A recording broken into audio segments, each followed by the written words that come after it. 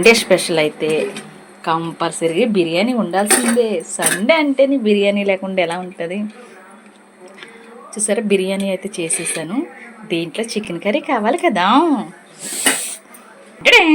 Chicken curry కూడా చేసేసాను. అంటే ఇలాగ నోరులో నీళ్ళు ఊరిపోతున్నట్టున్నాయి కదండి. మా ఇంటికి వచ్చింది ఇవాళ కాంబినేషన్ గార్లు.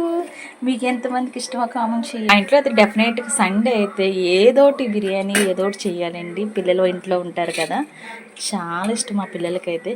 పిల్లలందరికీ బిర్యానీ అంటే చాలా ఇష్టం కదా, మా ఇంట్లో అయితే చాలా ఇష్టం బిర్యానీ అంటే. దీంట్లోకి చికెన్ కర్రీ వండాను, ఇలాగే ఈగిరిగా వండేస్తాను. చూసారా, పిల్లలు ఇంట్లో ఉన్నారు కదా, గారెలు కూడా ఏమన్నారు, గారెలు కూడా వేస్తాను.